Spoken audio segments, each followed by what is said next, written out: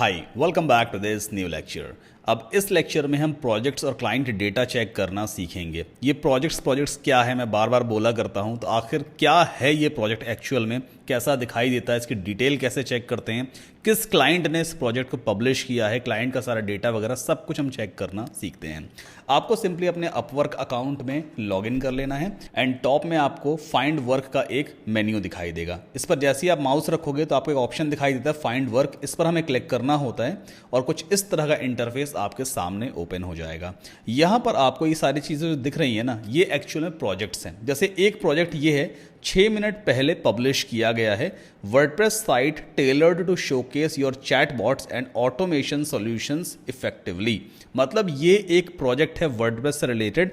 Project का title ये है जो क्लाइंट ने लिखा है, फिक्स्ड प्राइस प्रोजेक्ट है ये। क्लाइंट का जो एस्टिमेटेड बजट है ना वो $100 का है और क्लाइंट किसे ढूंढ रहा है, एक्सपर्ट को ढूंढ रहा है। आपको याद होगा लास्ट लेक्चर में मैंने प्रोफाइल सेटिंग वाले पेज पे लेवल सेट करना बताया था, एंट्री लेवल, इंटरमीडिएट या एक्सपर्ट। तो क्लाइंट को एक्सपर्ट की जरूरत है, इसलिए मैंने आपको रेकमेंड किया था कि आप एंट्री लेवल चूज मत करना, इंटरमीडिएट आप स्टार्टिंग में चूज करो। जब 2-4 प्रोजेक्ट्स को कंप्लीट कर लेना उसके बाद आप एक्सपर्ट लेवल वहां पे सेलेक्ट कर देना, ठीक। इसके बाद अगर आप यहां पर देखोगे तो शॉर्ट डिस्क्रिप्शन दिया हुआ है प्रोजेक्ट का, develop detailed services page explaining the chatbots and automation solution. मतलब क्लाइंट को ऐसी वेबसाइट चाहिए जो चैटबॉट वगैरह को अपने मतलब किसी वेब पेज पे दिखाया जा सके, ऑटोमेशन टूल्स कुछ होंगे उसको मेंशन करना है, तो इस तरह की वर्डप्रेस वेबसाइट बनानी है। डिटेल देखो यहां पे दी होती है। अगर आप इस प्रोजेक्ट की और भी इन डेप्थ डिटेल चेक करना चाहते हो तो सिंपली आपको इस पर क्लिक करना होता है। एक दो चीजें और पहले देख लेते हैं। जैसे यहां पे क्या दिया हुआ है, पेमेंट वेरीफाइड। अब इसका मतलब क्या है, क्लाइंट ने अपवर्क पे आकर के as a client sign up किया था, आपने एज अ फ्रीलांसर किया है ना, बट क्लाइंट है, ये प्रोजेक्ट देने आया है, फ्रीलांसर्स को हायर करने आया है, तो इसने एज अ क्लाइंट अपना अकाउंट क्रिएट किया था। अब जब कोई भी बंदा एज अ क्लाइंट अपना अकाउंट क्रिएट करता है ना, तो अपवर्क को तो मालूम है ना ये दूसरों को हायर करेगा। हायर करने के लिए उसे दूसरों को पेमेंट भी करनी पड़ेगी, मतलब फ्रीलांसर को पेमेंट भी करेगा ना। तो पेमेंट कैसे करेगा, उसे अपना क्रेडिट या डेबिट कार्ड अपवर्क के अकाउंट में ऐड करना होता है। फिर अपवर्क की टीम उस कार्ड को वेरीफाई करती है कि हाँ भाई उसमें बैलेंस है भी या नहीं है, ये वैलिड कार्ड है या नहीं है। तो इस क्लाइंट ने अपना क्रेडिट कार्ड वेरीफाई कर रखा है, मतलब कार्ड बिल्कुल ठीक है। अगर प्रोजेक्ट मिला तो अपवर्क को मालूम भाई कि हाँ पेमेंट मेथड इसका वेरीफाइड है, यानी पेमेंट फ्रीलांसर को जाएगी अगर सही काम होता है तो यहां पर ये जो पेमेंट वेरीफाइड है ना, मतलब ये एक अच्छी बात है हमारे लिए कि हाँ भाई क्लाइंट जेन्युइन है, उसने अपना कार्ड लगा रखा है। इसके बाद यहां पे क्या दिया है, स्टार रेटिंग्स दी है, 4.8 स्टार के आसपास है। मतलब क्या है इसका, इसने जितने भी फ्रीलांसर्स को अभी तक हायर किया है, जितने भी फ्रीलांसर, चाहे वो 50, 100, 200 या 2, 3, 4 जितने भी हैं, ऑलमोस्ट फ्रीलांसर ने इसको 5 स्टार रेटिंग ही दिया है। किसी एक ने शायद आधा पौन रेटिंग कट कर लिया होगा, बाकी सारे फ्रीलांसर्स ने ऑलमोस्ट इसको 5 स्टार रेटिंग दिया है। मतलब क्लाइंट अच्छा है, अगर फ्रीलांसर अच्छा कह रहा है मतलब क्लाइंट अच्छा है। $90,000+ स्पेंड, इसका मतलब क्या है, इसने जितने भी लोग को अभी तक हायर किया है ना, जितने भी लोग इसने प्रोजेक्ट दिए हैं, टोटल जो इसका बजट रहा है, जो इसने स्पेंड किया सभी प्रोजेक्ट्स पे, सभी फ्रीलांसर्स पे, वो टोटल मिला करके $90,000 से भी ज्यादा है। मतलब क्लाइंट अच्छा पे करता है। इससे हमें अंदाजा लगाना चाहिए कि अगर ये $90,000 से भी ज्यादा स्पेंड कर चुका है, मतलब इतना ये फ्रीलांसर्स को दे चुका है, सारे फ्रीलांसर्स को, तो क्लाइंट अच्छा पे आउट करता है। हमारे लिए अच्छी खबर है ये। इसके बाद यहाँ पे लोकेशन दिया हुआ है कि क्लाइंट कहाँ का है, तो फिलहाल ये क्लाइंट इसराइल का है। अब यहां पे प्रपोजल्स क्या दिया है, लेस देन 5। इसका मतलब क्या है, इसका मतलब ये है मेरी तरह और भी बहुत सारे फ्रीलांसर्स हैं जो वर्डप्रेस पे काम करते हैं और अपवर्क पे उनका अकाउंट बना हुआ है। अभी तक जितने भी लोगों ने इस क्लाइंट को प्रपोजल भेजा है ना, वो सिर्फ 5 हैं या उससे कम है, मतलब लेस देन 5 है। तो ये भी अच्छी बात है, ज्यादा लोगों ने अभी प्रपोजल भेजा नहीं है। तो हम अगर भेजेंगे प्रपोजल तो हो सकता है 5 की जगह 6 हो जाए प्रपोजल। मतलब एक काउंटिंग इस तरह से बढ़ती घटती रहती है, जितने ज्यादा लोग प्रपोजल भेजेंगे उतना ही यहां पे काउंट वगैरह दिखाता रहेगा। चलो अब इस वाले प्रोजेक्ट की और भी डिटेल्स को एक्सप्लोर करते हैं। तो हम सिंपली इस पर क्लिक करेंगे और राइट हैंड साइड पे इस तरह स्लाइड होकर के आ जाता है। अब इस स्लाइडिंग बार पे आप इस प्रोजेक्ट की और भी डिटेल्स को चेक कर सकते हो इन डेप्थ। जैसे कि टाइटल तो चलो वही है, अभी देखो 6 मिनट पहले मैंने शुरू किया था, 10 मिनट ऑलमोस्ट हो चुके हैं इस प्रोजेक्ट को पब्लिश हुए।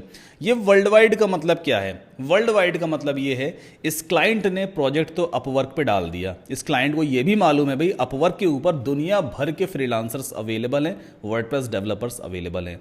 वर्डप्रेस डेवलपर इंडिया से भी हो सकता है, श्रीलंका से भी हो सकता है, बांग्लादेश से भी हो सकता है, पाकिस्तान से भी हो सकता है, ऑस्ट्रेलिया से भी हो सकता है, सिंगापुर से भी हो सकता है, साउथ अफ्रीका से भी हो सकता है, दुनिया के किसी भी कोने से हो सकता है ना। वर्ल्ड वाइड लिखने का मतलब ये है कि इस क्लाइंट को इसमें कोई भी आपत्ति नहीं है, कोई भी ऑब्जेक्शन नहीं है, आप किसी भी कंट्री से बिलोंग करो, ये दुनिया के किसी भी कोने से किसी भी फ्रीलांसर को हायर कर सकता है। अगर आपका प्रपोजल सही है, इसको पसंद आ रहा है, डील डन होती है तो ये आपको हायर कर लेगा। मतलब लोकेशन का कोई भी बाउंड्री वगैरह नहीं है। वर्ल्ड वाइड का मतलब ये होता है। कुछ क्लाइंट ऐसे होते हैं, जैसे मैंने देखा यूनाइटेड स्टेट कुछ क्लाइंट्स होते हैं, वो क्लियरली मेंशन करते हैं कि मुझे सिर्फ जो फ्रीलांसर चाहिए ना वो यूनाइटेड स्टेट के अंदर ही रहने वाला होना चाहिए, मतलब यूएस का ही रेसिडेंट होना चाहिए। तो यहां पे लिखा होता है, अगर यूएस लिखा है मतलब हमारे कंट्री के अलावा कोई दूसरा कंट्री लिखा है तो फिर हमें उस प्रोजेक्ट पे बिड नहीं करना होता है। इसके बाद आगे बढ़ते हैं। ये इस प्रोजेक्ट की पूरी डिटेल है, आप अच्छी तरह से इसको पढ़ लोगे। देन यहां पे फिक्स्ड प्राइस बजट है $100 का, मतलब क्लाइंट $100 पे करने को तैयार है। अगर आपको प्रोजेक्ट मिल जाता है और क्लाइंट आपको $100 पे करता है तो 10% अपवर्क की सर्विस फीस जाएगी, $90 आपके बैंक अकाउंट में ट्रांसफर होगा, और उस $90 में $0.99 मतलब 99 सेंट्स जो है ना, $1 से थोड़ा सा कम होता है, तो वो भी बैंक ट्रांसफर फीस के तौर पे चार्ज किया जाएगा। मतलब आपके अकाउंट में $89 ही रिसीव होगा, टोटल $89। अब उसका इंडियन कन्वर्जन जो होगा वो आप देख लेना। फिर यहां पे लिखा है भी किस लेवल का इसको डेवलपर चाहिए, एक्सपर्ट लेवल का डेवलपर चाहिए। देन यहां पे क्या दिया है, project type one time project. अब ये वन टाइम प्रोजेक्ट का मतलब क्या है? वन टाइम प्रोजेक्ट का मतलब ये है क्लाइंट ने अभी प्रोजेक्ट पब्लिश किया है ना, ये काम कंप्लीट हो जाएगा तो ये प्रोजेक्ट क्लोज हो जाएगा, वो वन टाइम प्रोजेक्ट कहलाता है।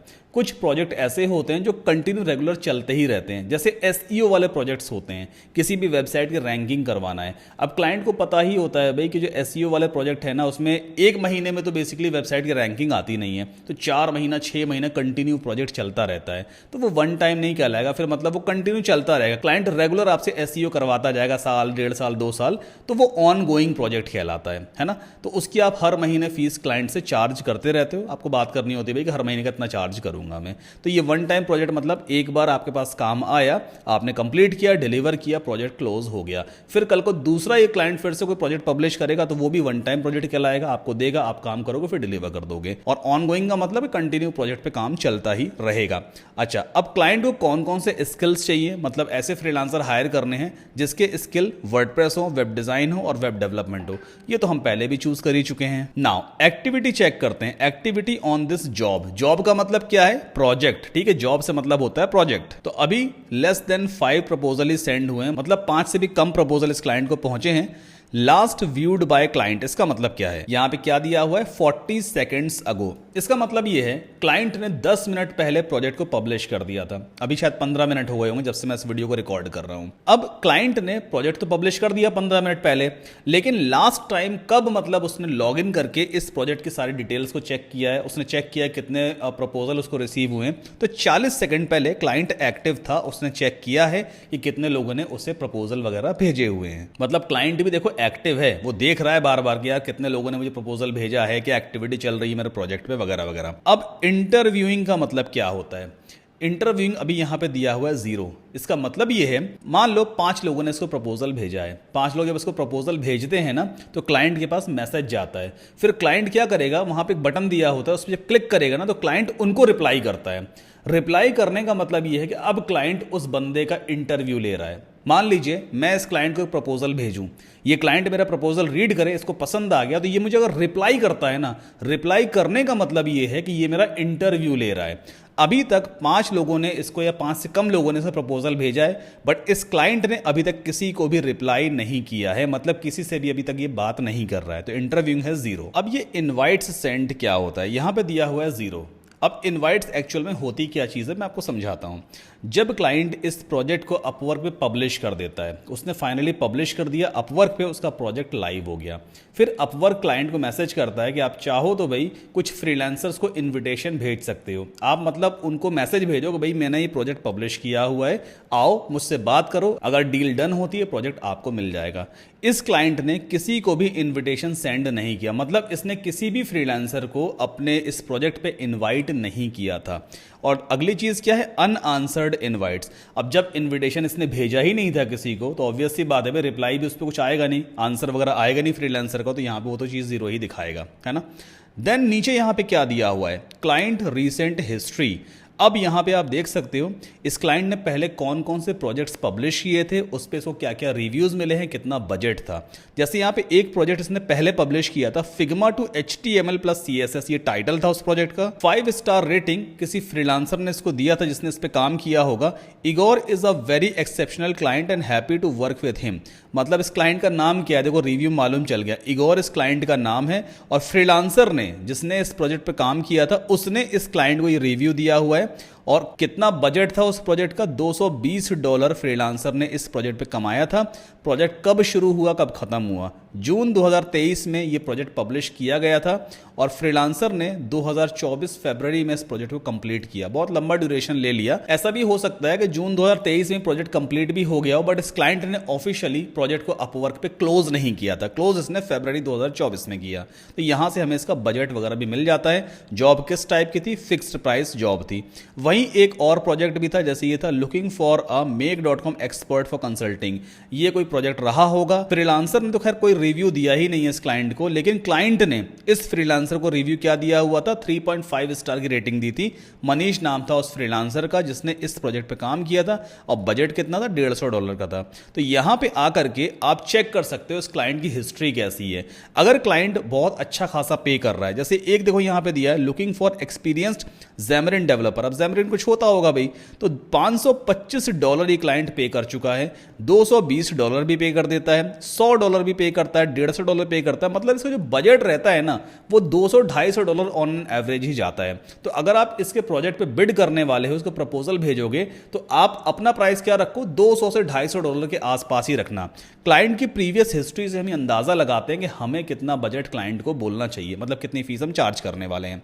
इसके बाद राइट हैंड साइड पे अगर आप देखोगे तो यहां पे क्लाइंट का सारा डेटा मिल जाता है। इस क्लाइंट की ओवरऑल रेटिंग कितनी है, 4.82 स्टार रेटिंग है। 44 लोगों ने इसको रिव्यू दिया हुआ है। इसराइल का क्लाइंट है ये। 122 जॉब्स पोस्टेड, मतलब अभी तक ये क्लाइंट 122 प्रोजेक्ट्स पब्लिश कर चुका है। और 55% हायर रेट का मतलब क्या है, 55% हायर रेट का मतलब ये है कि जो 122 प्रोजेक्ट्स इसने अभी तक पब्लिश किए हैं ना, उसमें से 55% प्रोजेक्ट्स पे ये हायरिंग कर चुका है। मान लो जैसे ये 100 जॉब्स पब्लिश कर चुका होता, मतलब 100 प्रोजेक्ट्स पब्लिश कर चुका होता और हायर रेट 55% होता, तो इसका मतलब क्या निकलता था, 100 प्रोजेक्ट में से 55 प्रोजेक्ट पे इसने फ्रीलांसर्स को हायर कर रखा है और 45 प्रोजेक्ट्स अभी भी ओपन है जिसपे इसने किसी को हायर ही नहीं किया था। तो इसका हायरिंग रेट भी अच्छा खासा है। मतलब 122 में से 55% प्रोजेक्ट्स पे हायरिंग कर चुका है, तकरीबन 60-65 प्रोजेक्ट्स पे इसने हायरिंग कर ली है, तो क्लाइंट जेन्युइन है। बाकी यहां पे देखो क्या दिखा रहा है, इसका टोटल $1,99,000 टोटल स्पेंड कर चुका है ये अभी तक। और hourly rate on an average कितना पे करता है फ्रीलांसर्स को, $8.64 per hour on an average freelancers को पे कर देता है। तो अगर इन केस इस क्लाइंट से आपको कभी मान लो आवरली वाला प्रोजेक्ट वगैरह मिले तो आपको पता होना चाहिए कि हाँ $8-8.5 पर आवर देता है, तो इसी के अराउंड मुझे भी रखना है। ऐसा नहीं करना मैं $20 पर आवर इससे चार्ज करूं, प्रोजेक्ट कभी नहीं मिलने वाला है। तो ये सारी डिटेल देखो आपको यहां पे मिल जाती है। एक चीज और दी है, मेंबर सिंस 8 सितंबर 2017, मतलब इस क्लाइंट ने अपवर्क पे अकाउंट कब क्रिएट किया था, 8 सितंबर 2017 से ये अपवर्क पे है और यहां पे हायरिंग वगैरह कर रहा है। एक चीज और ऊपर दी हुई है, क्या दिया है, send a proposal for 15 connects, available connects 124। ये कनेक्ट्स क्या चीज होता है, कनेक्ट का मतलब बैलेंस होता है। किसी भी क्लाइंट को अगर हमें प्रपोजल भेजना है ना, तो हमारे पास कनेक्ट्स होने चाहिए, मतलब बैलेंस होना चाहिए। हम एक क्लाइंट को रीच आउट कर रहे हैं, उसे प्रपोजल भेज रहे हैं, तो हमारे अपवर्क अकाउंट से कुछ कनेक्ट्स कट जाते हैं। जैसे अभी मेरे अकाउंट में 124 कनेक्ट्स पड़े हुए हैं। अगर मैं इस प्रोजेक्ट पे अप्लाई नाउ पे क्लिक करूंगा, प्रपोजल भेजूंगा ना, तो मेरे अकाउंट में 124 जो कनेक्ट पड़े हैं उसमें से 15 कनेक्ट कटेंगे। मतलब इस प्रोजेक्ट को बिड करने के लिए, प्रपोजल भेजने के लिए मुझे 15 कनेक्ट्स स्पेंड करने पड़ेंगे। तो कनेक्ट्स बेसिकली बैलेंस होता है। जब आप अपवर्क पे अकाउंट क्रिएट करते हो तो शायद कुछ कनेक्ट आपको बिल्कुल फ्री ऑफ कॉस्ट मिलते हैं, बट बार बार हमें कनेक्ट्स को खरीदना पड़ता है। क्यों खरीदना पड़ता है भाई, देखो ये एक बैलेंस होता है बेसिकली। अपवर्क पे आपको हजारों लाखों डॉलर के प्रोजेक्ट्स मिलते हैं। अपवर्क पे आकर के जब आप फ्रीलांसिंग कर रहे हो ना, फ्रीलांसिंग भी एक तरह का बिजनेस है जो आप एज अ इंडिविजुअल करते हो, और बिजनेस है तो बिजनेस इन्वेस्टमेंट भी मांगता है। तो आपको क्लाइंट को अगर रीच आउट करना है तो फिर आपको कनेक्ट्स परचेज करने होते हैं। कनेक्ट कैसे कैसे मिलते हैं, कितने के मिलते हैं, हम आगे बात करेंगे। अब अगले लेक्चर में मैं आपको बताऊंगा कि हम प्रपोजल कैसे राइट करते हैं, क्लाइंट को हम किस तरह का मैसेज भेजें ताकि क्लाइंट की अटेंशन को ग्रैब करे और उस प्रोजेक्ट के मिलने के चांसेस बढ़ जाएं हमारे लिए। तो मिलते हैं नेक्स्ट लेक्चर में।